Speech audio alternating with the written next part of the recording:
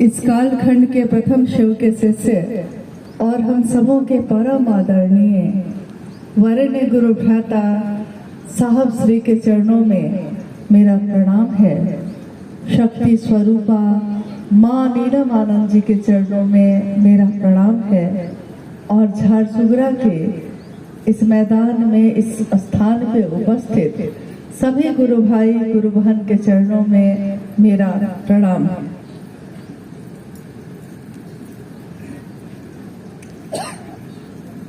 हम सभी का परम सौभाग्य है कि अपने गुरु शिव की बात के लिए यहाँ आने का सौभाग्य प्राप्त हुआ, मौका मिला।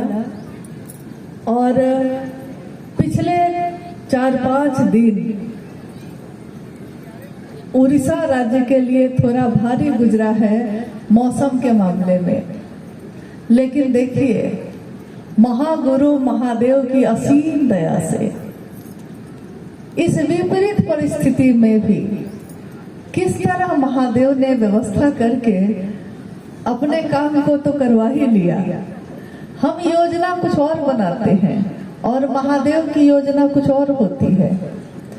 तो जहां जहां जाने का पिछले 4 दिन में नहीं सोचा, उन सभी जगहों पे जाने का मौका अचानक ही मिल गया और मन ये समझा कि शायद ये यात्रा, ये जगह जगह गुरु भाई गुरु बहनों से मिलना आने वाले समय में महादेव के काम को और विस्तार देने में मददगार साबित होगा।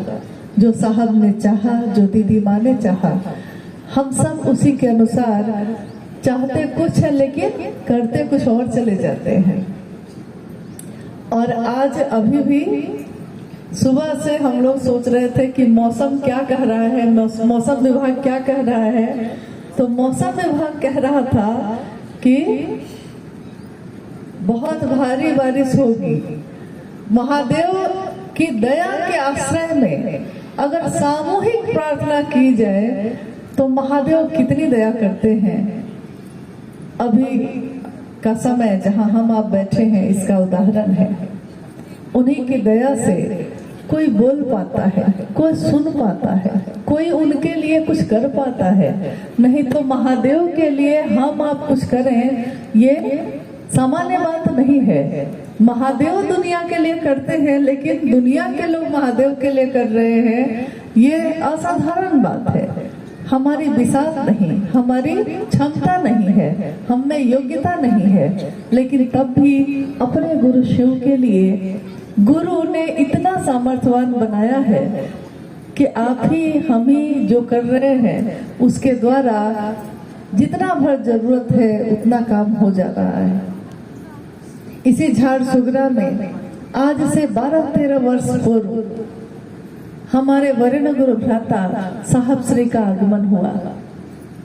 उस समय भी जो गुरु भाई गुरु बहन उस आयोजन में सम्मिलित थे, उसमें से मुझको लगता है कि कुछ लोग तो आज भी उपस्थित है यहाँ। और कितना सौभाग्य है कि धरती के लोग जिसको चाहते रहे कि वो काश उनको मिल पाते, काश वो मेरे यहाँ आ पाते, उड़ीसा की धरती ने इस सौभाग्य को बार बार लिया है। और यहाँ के गुरु बहनों और गुरु भाइयों ने मिलकर न्यूनतम व्यवस्था में, न्यूनतम यानी बहुत बड़ी बड़ी व्यवस्था नहीं थी, निर्बल सामर्थ्य में, सामर्थ्य भी ज्यादा नहीं था, लेकिन महादेव की दया से गांव गांव, जंगल जंगल, पहाड़ पहाड़, शहर शहर महादेव का संदेश पहुंचाने का काम किया है।